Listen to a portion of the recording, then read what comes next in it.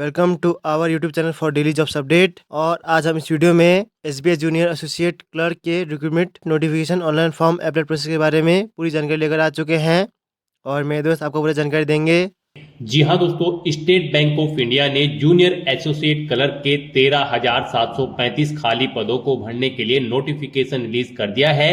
कैसे आप इस भर्ती के लिए अपने फॉर्म अप्लाई कर सकते हो बिना कोई मिस्टेक किए हुए, इसकी पूरी जानकारी हम आपको स्टेप बाय स्टेप रजिस्ट्रेशन से लेकर प्रिंट तक देंगे।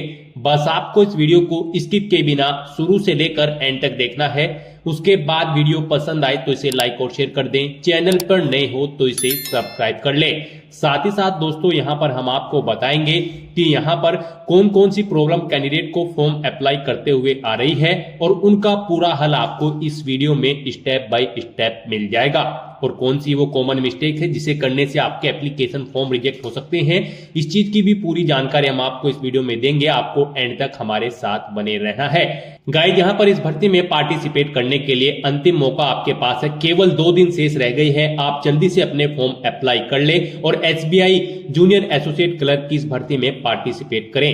तो बिना कोई वक्त गंवाए चलिए शुरू करते हैं। आपको इस वीडियो के डिस्क्रिप्शन बॉक्स में हमारी वेबसाइट का लिंक मिल जाएगा। यहाँ पर आपको इस भर्ती के रिगार्डिंग सभी डिटेल्स प्रोवाइड कर दी गई है। स्टेट बैंक ऑफ इंडिया, भारतीय स्टेट बैंक ने जूनियर एसोसिएट क्लर्क के 13,735 खाली पदों को भरने के लिए नोटिफिकेशन रिलीज किया था। आप 7 जनवरी 2025 तक अप्लाई कर सकते हो। केवल 2 दिन शेष है। आप जल्दी से फॉर्म अप्लाई कर ले। अंतिम मौका आपके लिए है यहाँ पर एसबीआई की इस भर्ती में पार्टिसिपेट करने के लिए। ग्रेजुएट डिग्री होल्डर कैंडिडेट यहाँ पर ऑल इंडिया से अप्लाई कर सकते हैं। आपको इस पेज को नीचे स्क्रॉल डाउन करके इंपोर्टेंट लिंक सेक्शन में आकर ऑफिशियल नोटिफिकेशन पीडीएफ लिंक पर क्लिक करके इस भर्ती के नोटिफिकेशन को ओपन कर लेना है और इसमें से आपको पूरी डिटेल रीड कर लेनी है। देन आपको अप्लाई करना है। उसके लिए भी आपको हमारी वेबसाइट के इसी पेज पर ही अप्लाई ऑनलाइन का ये लिंक दिया गया है। जैसे ही आप इस लिंक पर क्लिक करेंगे तो आपके सामने स्टेट बैंक ऑफ इंडिया का ये ऑफिशियल पोर्टल ओपन हो जाएगा। गाइस, यहाँ पर अगर आपने पहले से रजिस्ट्रेशन कर रखा है तो आपको अपना रजिस्ट्रेशन नंबर एंटर करना है, पासवर्ड एंटर करना है, ये सिक्योरिटी कोड एंटर करना है और सबमिट बटन पर क्लिक करके अपने डैशबोर्ड में लॉगिन करके आपको अपना फॉर्म अप्लाई कर देना है। और अगर आप इस भर्ती के लिए फर्स्ट टाइम अप्लाई करने जा रहे हो तो सबसे पहले यहाँ पर आपको अपना रजिस्ट्रेशन करना होगा। उसके लिए यहाँ पर आपको click here for new registration ये टैब दी गई है। आप इस टैब पर क्लिक करें, रजिस्ट्रेशन का फॉर्म ओपन होगा। यहाँ पर आपको सबसे पहले अपना फर्स्ट नेम एंटर करना है, फिर उसे आपको कंफर्म कर लेना है एक बार फिर से एंटर करके। उसके बाद अगर आपका मिडिल नेम और लास्ट नेम है तो यहाँ पर आप एंटर कर दे, नहीं है तो इन कॉलम्स को खाली छोड़ दे। फिर यहाँ पर आपको अपना 10 डिजिट का मोबाइल नंबर एंटर करना है। उसके बाद आपको उसे कंफर्म कर लेना है। फिर अगर आपका कोई अल्टरनेट मोबाइल नंबर है तो वो एंटर करें, नहीं है तो इस कॉलम को भी खाली छोड़ दे। फिर यहाँ पर आप अपनी ईमेल आईडी एंटर करें। यहाँ पर आपको अपनी ईमेल आईडी के शुरू के कैरेक्टर एंटर करने हैं और @ के सामने इस कॉलम में से आपको डोमेन नेम सिलेक्ट कर लेना है और फिर आपको अपनी कंप्लीट ईमेल आईडी यहाँ पर एंटर कर देनी है। उसके बाद यहाँ पर आपको ये कैप्चा कोड एंटर करना है और फिर आपको सेव एंड नेक्स्ट ऑप्शन पर क्लिक करना है। फिर आपके सामने कुछ इस तरह से इंटरफेस ओपन होगा। यहाँ पर आपको एक रजिस्ट्रेशन नंबर और आपका पासवर्ड प्रोवाइड करा दिया गया है। ये रजिस्ट्रेशन नंबर और पासवर्ड आपकी रजिस्टर्ड ईमेल आईडी और मोबाइल नंबर पर भी सबमिट किए गए हैं। आपको इन्हें केयरफुली नोट डाउन करके रख लेना है फ्यूचर यूज के लिए। और अब यहाँ पर आपको अपना फोटो और सिग्नेचर अपलोड करना है। उसके लिए यहाँ पर आपको गाइडलाइन दी गई है, guideline for scanning the photograph and signature. आप इस लिंक पर क्लिक करें और अपने फोटो और सिग्नेचर के साइज यहाँ पर चेकआउट कर ले। गाइस, यहाँ पर आपका फोटो 20 से 50 केबी के बीच में होना चाहिए, जेपीजी या फिर जेपीईजी फॉर्मेट में, और सिग्नेचर आपके 10 से 20 केबी के बीच में होने चाहिए। यहाँ पर व्हाइट पेपर पर ब्लैक इंक पेन से आपके सिग्नेचर होने चाहिए 10 से 20 केबी के बीच में, जेपीजी या फिर जेपीईजी फॉर्मेट में। तो अब यहाँ पर आपको अपना फोटो और सिग्नेचर अपलोड करने हैं। उसके लिए आपको यहाँ पर चूज फाइल बटन पर क्लिक करना है, फाइल को सिलेक्ट करना है और अपना फोटो और सिग्नेचर आपको यहाँ पर 1 बाय 1 करके अपलोड कर देने हैं। उसके बाद आपको नेक्स्ट ऑप्शन पर क्लिक करना है।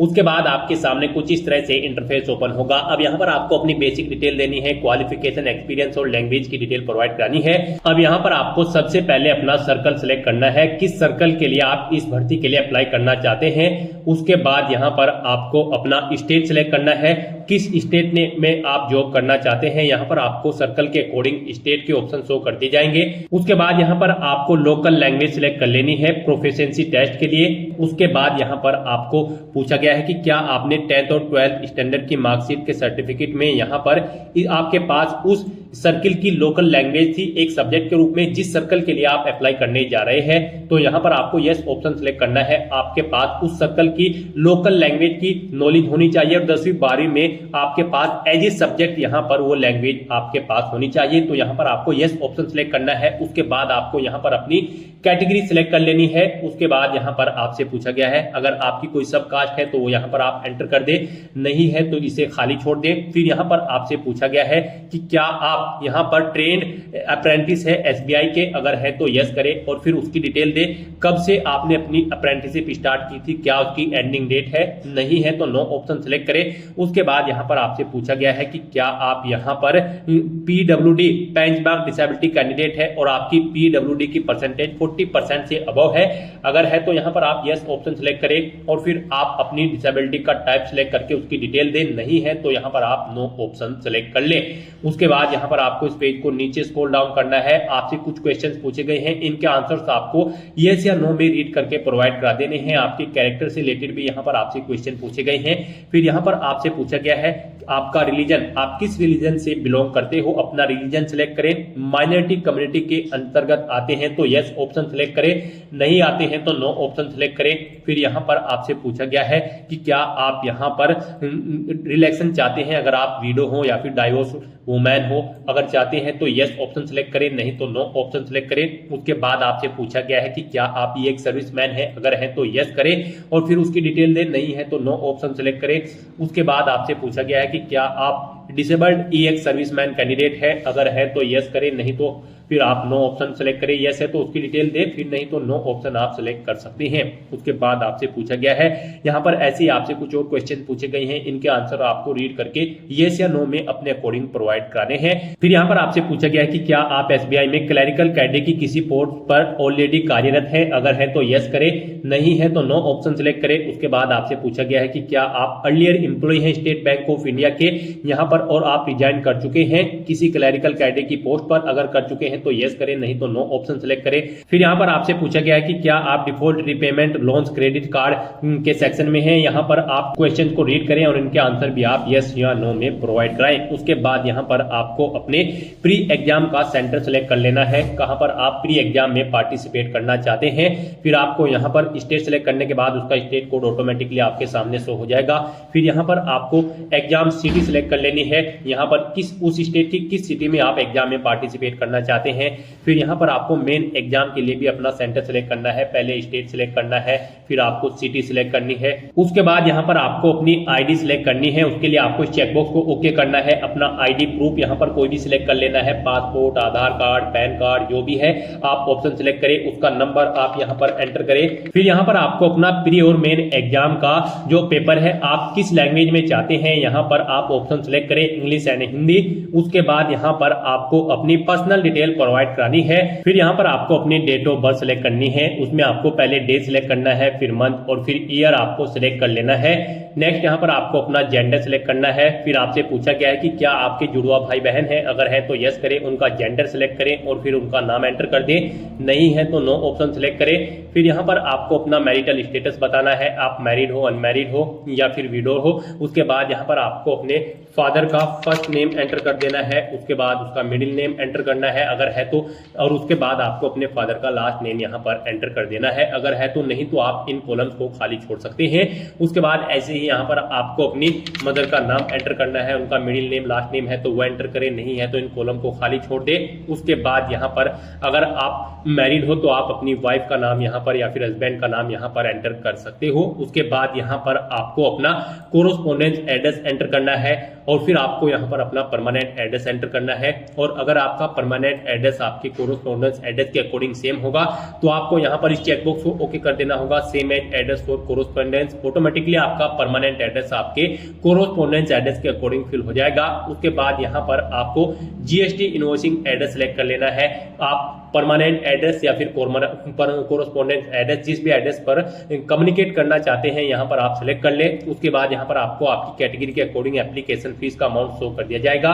उसके बाद यहाँ पर आपको वैलिडेट योर डिटेल्स इस ऑप्शन पर क्लिक करना है, अपनी सभी डिटेल्स वैलिडेट कर लेनी है और फिर आपको सेव एंड नेक्स्ट ऑप्शन पर क्लिक कर देना है। नेक्स्ट यहाँ पर आपको अपनी क्वालिफिकेशन, एक्सपीरियंस और लैंग्वेज की डिटेल देनी है। गाइस यहाँ पर SBI जूनियर एसोसिएट क्लर्क की इस पोस्ट पर अप्लाई करने के लिए आपके पास ग्रेजुएट डिग्री होनी जरूरी है, किसी रिलेवेंट डिसिप्लिन के अंतर्गत किसी वेल रिकॉग्नाइज्ड यूनिवर्सिटी से, या फिर आपके पास इसके इक्विवेलेंट कोई क्वालिफिकेशन होनी चाहिए जो कि रिकॉग्नाइज हो सेंट्रल गवर्नमेंट से, प्लस आपके पास यहाँ पर integrated dual degree IDD certificate भी होना चाहिए जो कि 31/12/2024 से पहले का होना चाहिए। तो यहाँ पर आपके पास ग्रेजुएट डिग्री होनी जरूरी है। तो आप यहाँ पर अपनी ग्रेजुएशन की डिटेल प्रोवाइड करें। सबसे पहले यहाँ पर आपको सबसे पहले बताना है कि आप एप्टेड हो या फिर पास आउट है।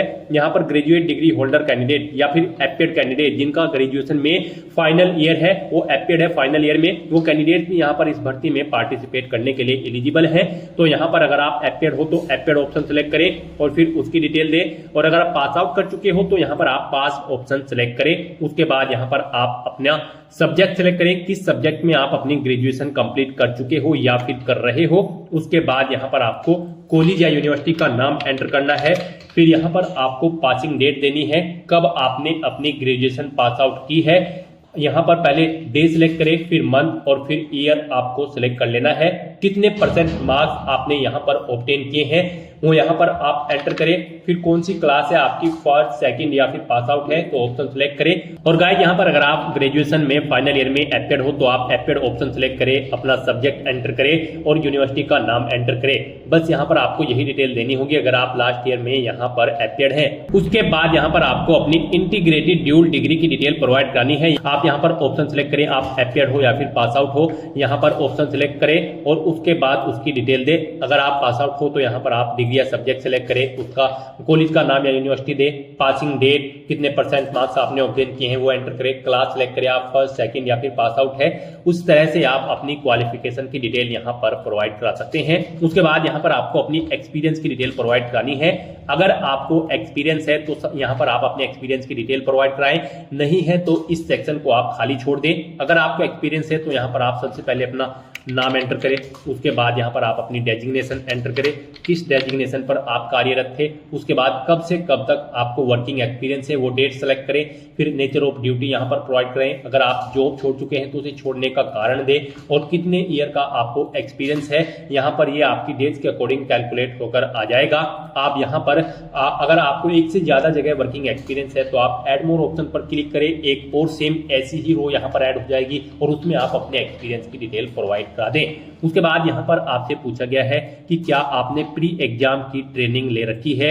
यहाँ पर अगर ले रखी है तो आप यस ऑप्शन सेलेक्ट करें, फिर आप स्टेट सेलेक्ट करें, किस स्टेट से ली है। उसके बाद आपका स्टेट कोड ऑटोमेटिकली आपके स्टेट के अकॉर्डिंग शो हो जाएगा। फिर यहाँ पर आपको centre of pre examination training देना है, किस सेंटर पर आपने प्री एग्जामिनेशन ट्रेनिंग ली थी वो आप सिलेक्ट करें। और अगर आपने यहाँ पर ट्रेनिंग नहीं ले रखी है तो यहाँ पर आप नो ऑप्शन सेलेक्ट करें, फिर आपको ये डिटेल्स प्रोवाइड नहीं करानी होगी। उसके बाद यहाँ पर आपको अपनी लैंग्वेजेस की डिटेल प्रोवाइड करानी है। यहाँ पर आपको हिंदी लैंग्वेज को यहाँ पर रीड करना आना चाहिए, राइट और स्पीक करना आना चाहिए। उसके बाद आप कोई और लैंग्वेज अगर यहाँ पर जानते हैं जैसे कि इंग्लिश या फिर उर्दू या फिर कोई अन्य, तो उसका नाम यहाँ पर एंटर करें, उसके बारे में डिटेल प्रोवाइड कराएं। नहीं जानते हैं तो आप यहाँ पर इन कॉलम्स को खाली छोड़ सकते हैं। हिंदी लैंग्वेज आना आपको यहाँ पर मस्ट है। उसके बाद यहाँ पर इन सभी डिटेल्स को फिल करने के बाद आपको वैलिडेट योर डिटेल्स इस ऑप्शन पर क्लिक करना है, अपनी सभी डिटेल्स को वैलिडेट कर लेना है और फिर आपको सेव एंड नेक्स्ट ऑप्शन पर क्लिक कर देना है। फिर पीछे आपने जो डिटेल्स फिल की हैं उनका पूरा प्रीव्यू यहाँ पर आपको शो कर दिया गया है। आपको इस पेज को नीचे स्क्रॉल डाउन करना है, कहीं पर कोई मिस्टेक है तो आप बैक बटन पर क्लिक करके एडिट कर सकते हैं, नहीं तो आपको इस चेकबॉक्स को ओके करना है। और फिर यहाँ पर आपसे पूछा गया है कि क्या आपने जो नाम भरा है वो यहाँ पर आपका एग्जैक्टली मैच है आपके आईडी प्रूफ से। अगर है तो यस ऑप्शन के लिए आप इस चेकबॉक्स को ओके करें और अगर आपके नाम में चेंज है तो आप इस सेकंड ऑप्शन को सिलेक्ट करें। उसके बाद यहाँ पर आपको कंप्लीट रजिस्ट्रेशन इस ऑप्शन पर क्लिक करना है। नेक्स्ट यहाँ पर आपको अपने डॉक्यूमेंट्स अपलोड करने हैं। तो गाइस जैसे कि स्टार्टिंग में हमने बात की थी कि कौन सी वो मिस्टेक है जिसे करने से आपके एप्लीकेशन फॉर्म यहाँ पर रिजेक्ट हो सकते हैं। तो गाइस जैसे ही आप अपलोड के सेक्शन में आएंगे तो यहाँ पर आपको आपको अपने डॉक्यूमेंट दी गई गाइडलाइंस के अकॉर्डिंग ही अपलोड करने होंगे, अदरवाइज यहाँ पर आपके एप्लीकेशन फॉर्म रिजेक्ट हो सकती है। इस सेक्शन में आपको दी गई गाइडलाइंस के अकॉर्डिंग ही अपने डॉक्यूमेंट अपलोड करने हैं। यहाँ पर आपको अपना लैब थंब इंप्रेशन और hand written declaration document upload करना है। इसके लिए भी आपको गाइडलाइन दी गई है, गाइडलाइन फॉर डॉक्यूमेंट अपलोड। इस लिंक पर क्लिक करें, ये पीडीएफ ओपन होगी, यहां से आप चेकआउट करें। आपका लैब थंब इंप्रेशन जो है वो 20 से 50 केबी के बीच में होना चाहिए, जेपीजी या फिर जेपीजी फॉर्मेट में। और जो आपका हैंड रिटन डिक्लेरेशन डॉक्यूमेंट है वो इंग्लिश में यहाँ पर 50 से 100 केबी के बीच में होना चाहिए, जेपीजी या फिर जेपीजी फॉर्मेट में। तो यहाँ पर आपको चूज फाइल बटन पर क्लिक करना है, फाइल को सिलेक्ट कर लेना है और 1 बाय 1 करके अपने इन दोनों डॉक्यूमेंट्स को अपलोड कर देना है। और फिर आपको इस सिक्योरिटी कोड को एंटर करना है और फिर सेव एंड नेक्स्ट ऑप्शन पर क्लिक कर देना है। इस तरह से यहाँ पर आपका एप्लीकेशन फॉर्म सक्सेसफुली सबमिट हो चुका है। यहाँ पर अगर आप रिजर्व कैटेगरी से बिलोंग करते हो, यानी कि आप SC ST PH कैंडिडेट हैं, तो आपको कोई फीस जमा नहीं करानी है। आपका एप्लीकेशन फॉर्म सक्सेसफुली सबमिट हो चुका है। इसका एक हार्ड कॉपी प्रिंट आउट ले ले फ्यूचर यूज के लिए। और अगर आप जनरल OBC EWS कैंडिडेट हैं तो आपको यहाँ पर 750 रुपए फीस के रूप में जमा कराने होंगे। यहाँ पर इस इंटरफेस पर आने से पहले आपको फीस पेमेंट के इंटरफेस पर रिडायरेक्ट किया जाएगा। वहां पर आप डेबिट कार्ड, क्रेडिट कार्ड या फिर नेट बैंकिंग के थ्रू अपना फीस पेमेंट करके अपना फॉर्म सबमिट कर सकते हो। उसके बाद आपके सामने यही एप्लीकेशन फॉर्म का प्रीव्यू शो होगा।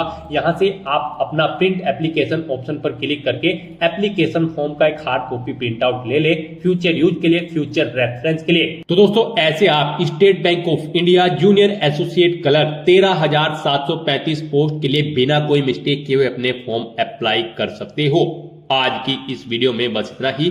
आई होप ये वीडियो आपको पसंद आई होगी। अगर पसंद आई हो तो इसे लाइक और शेयर करें। चैनल पर नए हो तो इसे सब्सक्राइब कर लें। Thanks for watching.